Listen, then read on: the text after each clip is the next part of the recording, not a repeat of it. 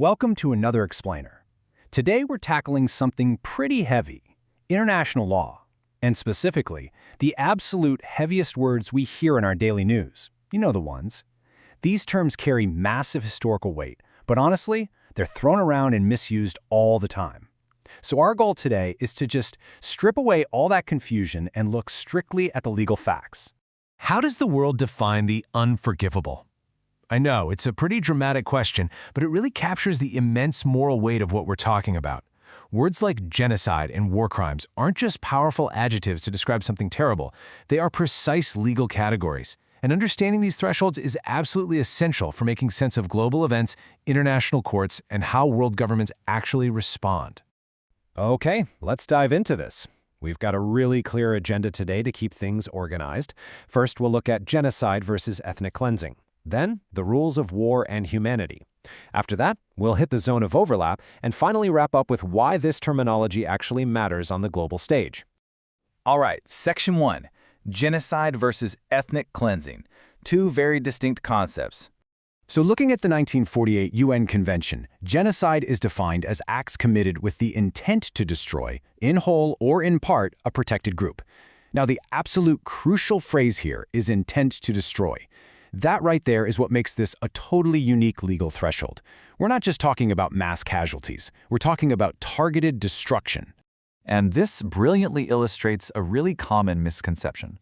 Look at what is not legally required to define genocide. You don't actually need millions of deaths, total extermination, or industrial-scale killing.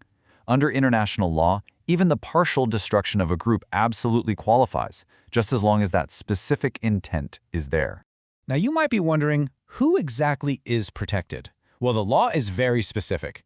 It recognizes only 4 categories: national, ethnic, racial, and religious groups. But get this, political groups and social classes, they are completely excluded from the 1948 definition.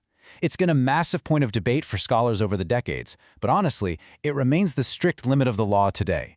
Okay, let's shift gears to ethnic cleansing. The core idea here is forcibly removing an ethnic or religious group from a specific territory. Usually the goal is about territorial control, shifting demographics, or asserting political dominance. But here is something really fascinating. Despite how constantly we hear this term in the news, ethnic cleansing isn't actually a formal standalone crime in international law. Instead, the horrific acts used to pull it off, like forced deportation or terrorizing communities, are prosecuted under other buckets like war crimes or crimes against humanity. Now, what's really interesting about this comparison is how different the underlying objectives actually are. The intent behind genocide is to destroy the group, but the intent behind ethnic cleansing is essentially to force them to leave. So it's basically destroy the people versus clear the land. Moving right along to Section 2, rules of war and humanity. Let's talk about war crimes. These are serious violations of the laws and customs of war stemming from treaties like the Geneva Conventions. But here is the catch, and it's a big one. They require an active, ongoing armed conflict. Without a war, war crimes literally cannot exist in a legal sense. You can't classify something as a war crime during peacetime. And this brings us to a highly sensitive nuance that often gets lost in the headlines. Not every civilian death in a war is automatically a war crime.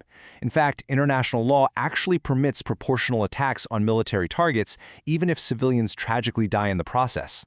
The intense legal debates usually center on 4 strict pillars: proportionality, distinction, military necessity, and intent. Contrast that with crimes against humanity. These are widespread or systematic attacks directed against civilians. And the massive difference here? This absolutely does not require a war. These atrocities can and do happen in total peacetime, under dictatorships or oppressive regimes.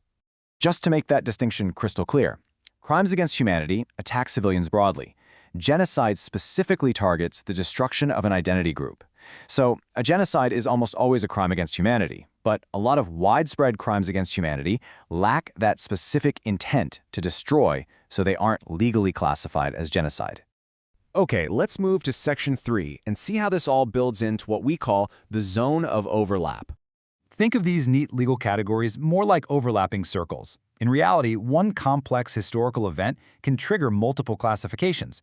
Take Bosnia in the 1990s. The forced expulsions, those were classified as ethnic cleansing. General killings of civilians were war crimes. This systematic persecution amounted to crimes against humanity. And then the specific mass executions in Srebrenica were legally ruled as genocide. So you have one horrific conflict with 4 overlapping legal truths. But actually reaching those verdicts? It's incredibly difficult. For genocide, finding concrete, smoking gun evidence of that specific intent to destroy is notoriously tough. For ethnic cleansing, prosecutors have to prove the underlying crimes used to force the removal. War crimes require a proven, solid link to the armed conflict. And crimes against humanity? You need mounds of data to prove the attack was truly systematic. This is exactly why international courts seem to move at a snail's pace. Which brings us to Section 4. Why terminology matters, the political reality behind the words. You've probably noticed extreme political resistance from countries when it comes to using the word genocide. Why is that? Well, because the term carries unparalleled moral weight. Plus, formally acknowledging a genocide might imply a legal and political obligation for other countries to step in and actively intervene. Because of that heavy burden, governments navigating global geopolitics usually prefer softer, legally less binding terms. Things like atrocities or human rights abuses. The terminology itself is a heavily contested political battlefield. All right, before we wrap, let's lock these concepts in with a few quick memory tricks from our sources. Genocide is about intent to destroy the people. Ethnic cleansing is about territorial control. Remove the people. War crimes are about unlawful conduct.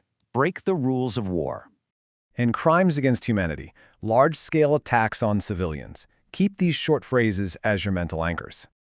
So, I'll leave you with this final thought.